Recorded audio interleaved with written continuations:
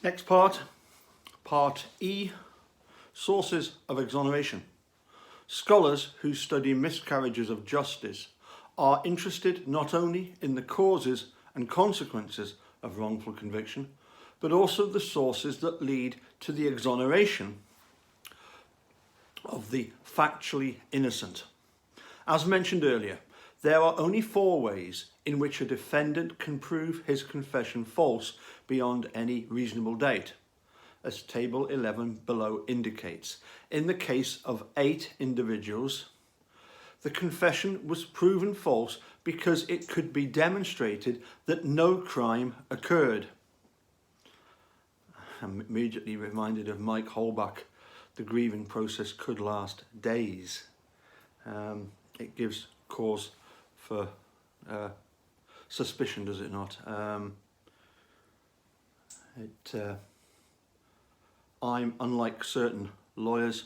I would never criticise anybody at this stage who entertained the possibility that no crime actually occurred anywhere near the Avery salvage yard. And that Teresa could still be alive. I think we need further scientific testing, certainly on that matter. But as I say, certain lawyers, they would shout us down for even entertaining such a thought. Anyway, the confession was proven false because it could be demonstrated that no crime occurred. That's number 1 on the list of sources of exoneration. For example, Meadowbanks, Victoria Banks and Diane Tucker all falsely confessed to killing a baby that could not have been born and thus did not exist. In the case of 11 individuals, the confession was proven false because it could be demonstrated that it was physically impossible for the confessor to have committed the crime. For example, Miguel Castillo could not have committed the murder he confessed to because he was in the Cook County Jail at the time the victim was killed. In the case of 57 individuals, 46% of the sample, scientific evidence demonstrated that the confession was false. For example, Frank Kuchen and Jonathan Khaled were cleared when ballistics evidence linked a gun found in the possession of 2 other men to the murder of Justin Mello, the crime to which both Kuchen and Khaled had confessed. In 46 of these cases, DNA was the scientific evidence by which the confession was proven false. Finally, the largest number of individuals, that's 92 out of 125, had their confession proven false because the true perpetrator was identified. Well, certainly Kathleen Zellner is making every effort to try and do that. It would be nice to see some other lawyers joining with her to try and help find who the real perpetrator is, seeing as 92 out of 125, nearly 75% of this article deals with that being the thing that proves innocence. For example, Gary Gouger, who was convicted and sentenced to die for the murder of his parents, Morris and Ruth Gouger, was exonerated when federal authorities overheard a member of the Outlaws motorcycle gang on tape bragging about killing Gouger's parents. So then we've got Table 11, which we've just been through, okay? Table 12 below summarises the fates of false confessors in our sample. As can be seen, 10 false confessors were exonerated prior to being charged. Either police chose not to persuade the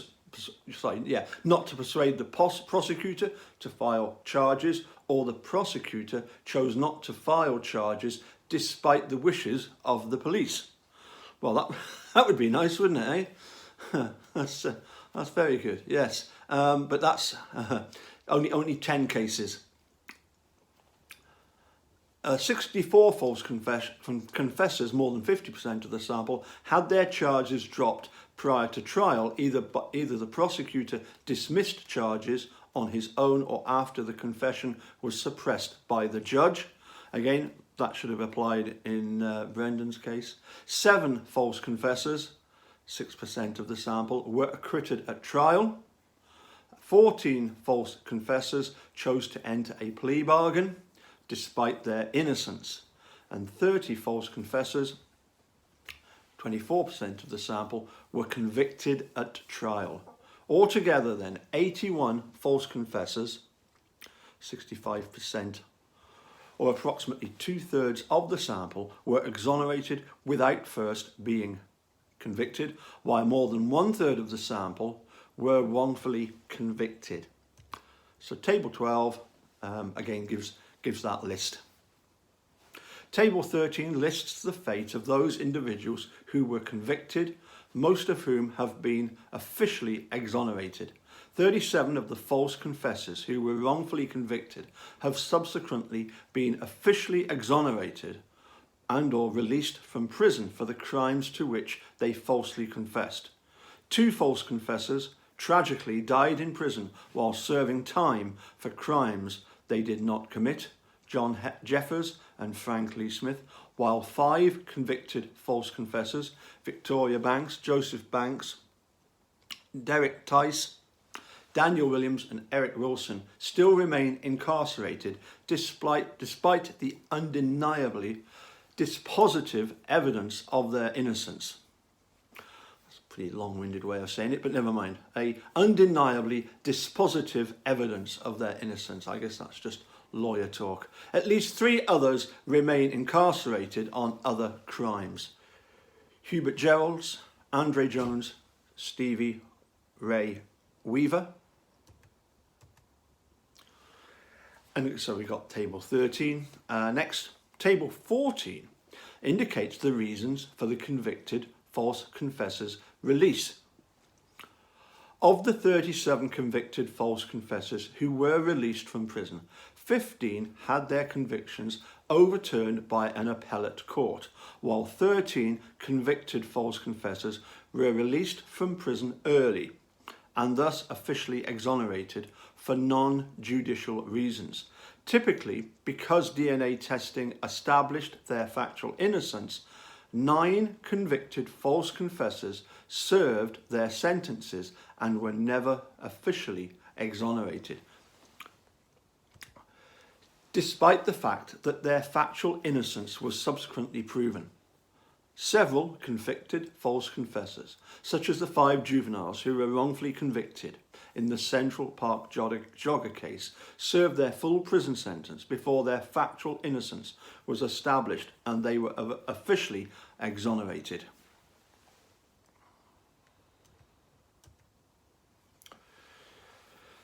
Section F.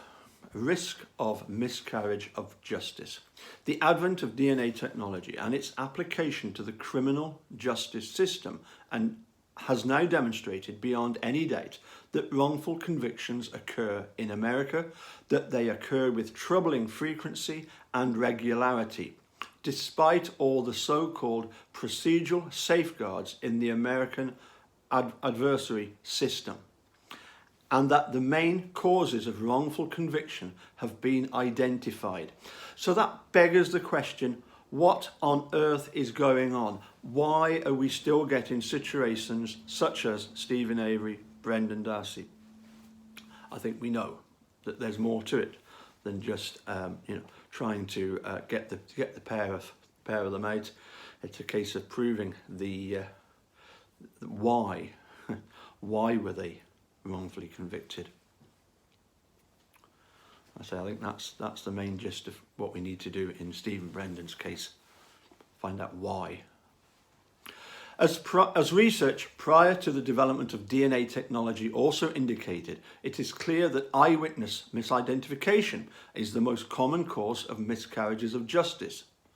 Well, that's certainly true in Steve's 85 case. In Barry Scheck and all's study of the first 62 DNA exoneration cases, mistaken eyewitness identifications were involved in 84% of these cases, followed by several other errors that occurred more commonly in Sheck and Orr's sample than did false confession. Serology inclusion, police misconduct, prosecutorial misconduct, defective or fraudulent science, that's certainly one we know plenty about, microscopic hair comparison, and incompetent or ineffective legal representation. In Sheck's study, false confessions occurred in 24% of the cases of wrongful conviction, a figure that, as we have seen above, is roughly consistent with earlier studies. But not all sources of error are created equal. Just because an error may occur more commonly does not necessarily mean that it is more likely to lead to a wrongful conviction when it does occur. Some errors may lead to high rates of prosecution and conviction, no matter how frequently or infrequently they occur, while others may not. To put it differently, not all sources of error create the same risk of wrongful conviction. Unfortunately, because we do not know the underlying incidence of wrongful convictions, we do not know what percentage of the time any particular error, such as an eyewitness misidentification or false confession, is likely to lead to a miscarriage of justice. However, based on earlier experimental and field research on the impact of confession evidence, there is very good reason to believe that false confessions, when they occur, are very likely to lead to the wrongful prosecution, conviction, and incarceration of the factually innocent. That, as Kassan and Neumann have found in experimental studies, confessions may be uniquely potent relative to other forms of falsely incriminating evidence in their ability to cause wrongful convictions. Table 15 below captures the risk of justice miscarrying in our sample of 125 proven false confession cases. Interrogation-induced false confessions may lead to wrongful conviction either when a suspect pleads guilty to avoid an anticipated harsher punishment, or when a judge or jury convicts the false confessor at trial. Table 15 reports the risk of conviction that false confessors face if they choose to take their case to trial. As we have already seen, 74 of the false confessors in our sample did not have to decide whether to take their cases to trial because the prosecutor either did not file charges, or the prosecutor chose or was forced to dismiss charges prior to going to trial. In the remaining 51 false confessions, 14 chose to plead guilty rather than take their case to trial and face the harshest possible punishment despite the fact that they were innocent, while the remaining 37 false confessors chose to take their cases to trial. Of the 37 false confessions who took their case to trial, 30 were convicted. As Table 14 indicates, however, 81% of the false confessors who chose to take their case to trial were wrongfully convicted. In other words, approximately 4 out of every 5 innocent individuals who chose to take their case, which was typically based on nothing more than a confession that was subsequently proven false, were wrongfully convicted. These deeply troubling figures reflect one of the most serious aspects of the false confession problem in America. Consistent with both earlier experimental and field research, these figures suggest that confession evidence is inherently prejudicial and highly damaging to a defendant, even if it is the product of coercive interrogation, even if it is supported by no other evidence, and even if it is ultimately proven false beyond any reasonable doubt. In other words, in the overwhelming majority of cases that go to trial, confessions, even if they are demonstrably false, almost always seal the defendant's fate. either by leading the innocent defendant to choose to accept a plea bargain, or more commonly by leading a judge or jury to wrongfully convict the factually innocent defendant. It is remarkable that more than 4/5 of the false confessors in our sample who chose to take their case to trial were convicted. To put it another way, if our sample is representative of the underlying population of false confessors in America, a false confessor who chooses to take his case to trial stands more than an 80% chance of conviction, despite the fact that he is officially presumed innocent, and that he is in fact innocent, and that there is no reliable evidence confirming or supporting his false confession. That sounds very familiar.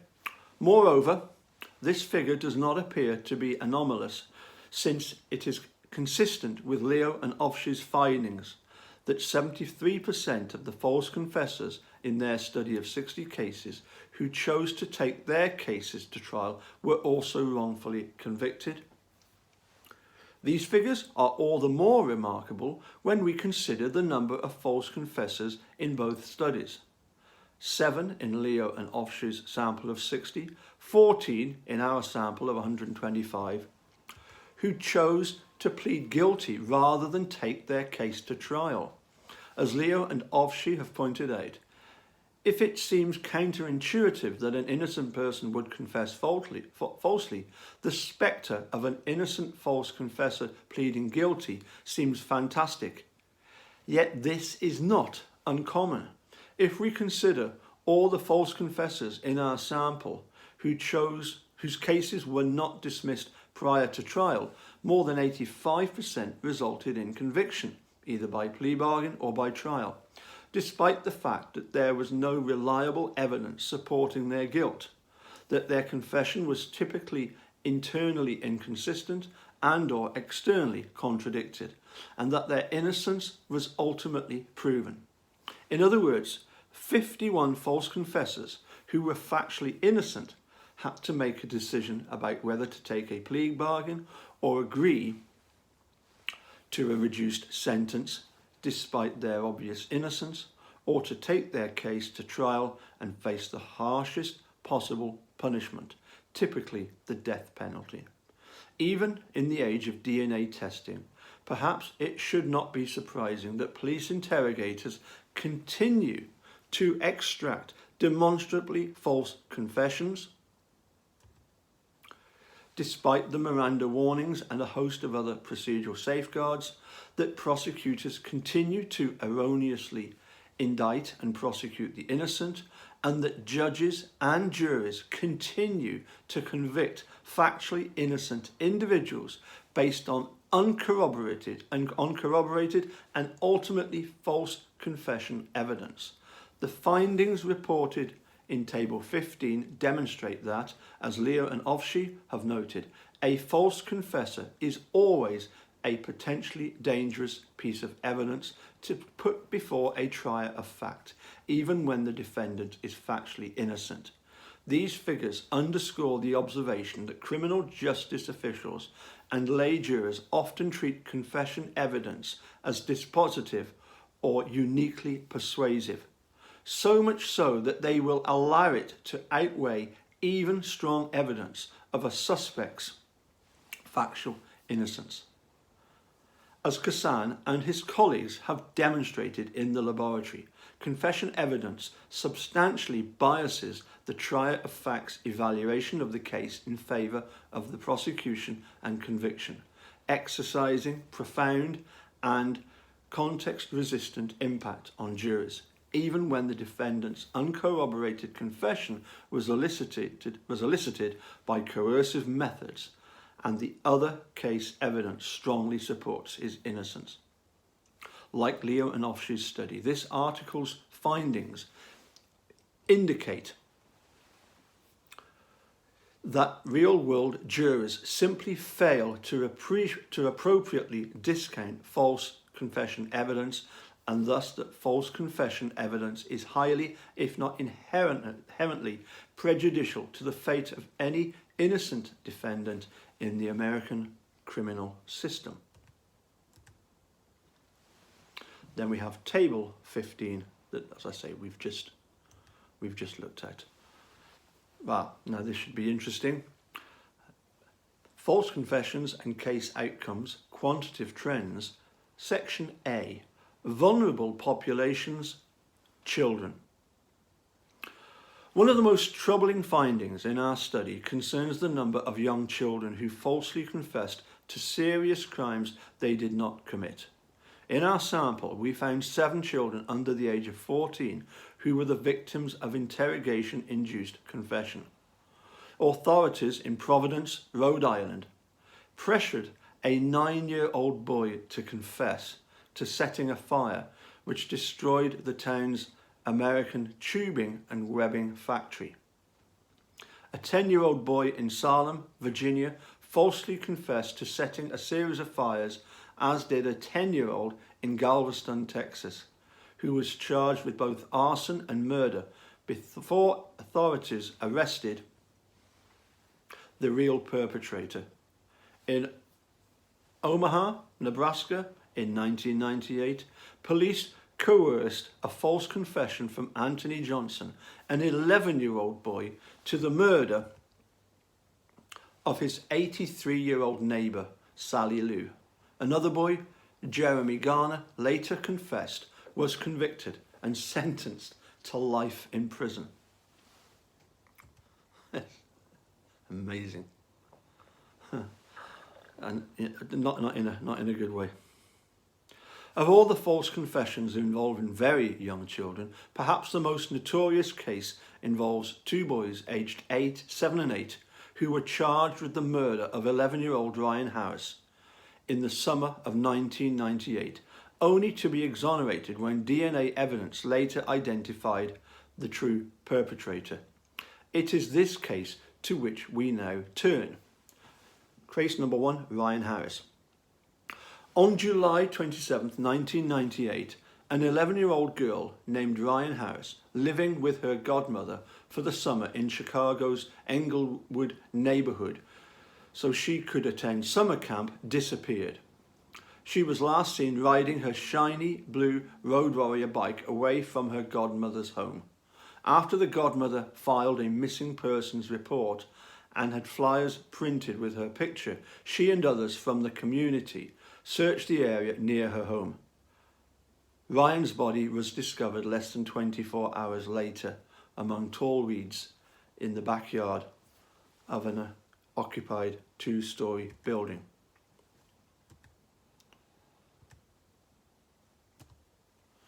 Located only 2 blocks from where she was last seen.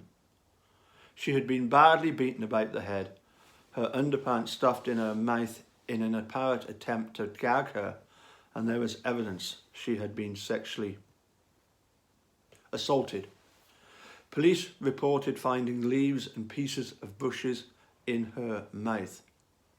On Sunday, August 9th, 1998, the Chicago police arrested 2 boys, aged 7 and 8, in connection with the murder of Ryan Harris. Exactly what happened when the 2 boys were questioned at the police station remains unclear. Based on oral statements allegedly obtained from the boys, the police believed that the girl had been hit on the head with a brick because the boys had wanted her bike. The police theorised that the 7-year-old had hit Ryan in the head with a rock, causing her to fall from her bike. The boys then presumably dragged her into the weeds. The 7-year-old supposedly told the police that the boys removed her shorts, then played with her body, softly rubbing leaves around her eyes and mouth. The 8-year-old said she got on his bike and rode off to go home to watch cartoons. The boys were charged because of their statements and because in their statements there were elements of this case that would only be known to the detectives or the perpetrators. Although there was evidence that the girl had been sexually assaulted with a foreign object, neither boy was charged with a sex crime. Instead, both boys were charged in a delinquency petition with first-degree murder and taken to a psychiatric hospital pending their appearance in court the next day. The next morning, based on the testimony of one police officer who summarised the boys' statements, the trial court found probable cause to believe that the boys had murdered Ryan Harris. The court refused to release the boys, instead deciding to keep them confined in the psychiatric hospital until mental health professionals could evaluate them. 3 days later, 2 experts, a psychiatrist and a psychologist, recommended that they be released, finding that the boys were not a danger to others. The judge released the boys to their parents, but ordered them held on home confinement pending trial. He also placed them on electronic monitoring. Special electronic ankle bracelets had to be custom made to fit the small boys. 3 weeks later, in a surprising move, prosecutors announced that they were dropping charges against the boys because the crime lab had discovered semen on the girls' underpants. Both Chicago Police Superintendent Terry Hillard and Cook County State's Attorney Richard Devine, however, stopped short of declaring the boys innocent and clearing them of charges. In fact, Superintendent Hillard still maintained that the boys were involved in the crime, insisting that the facts take us to these young boys. Superintendent Hillard and State's Attorney Devine refused to exonerate the boys even after DNA found on Ryan Harris was later shown to match perfectly with the DNA of Floyd M. Durr, an adult already charged with sexually assaulting 3 other young girls in the Englewood neighbourhoods. Police and prosecutors also adamantly defended the conduct of the detectives involved. State's Attorney Devine was quoted as saying that the police acted in good faith and conducted a thorough investigation. Over the course of the next few days, the mayor publicly stood by his police officers, defending their actions and saying that he believed his police put their heart and soul into the investigation. He was also quoted as saying, "There is no apology here. This is a tragedy."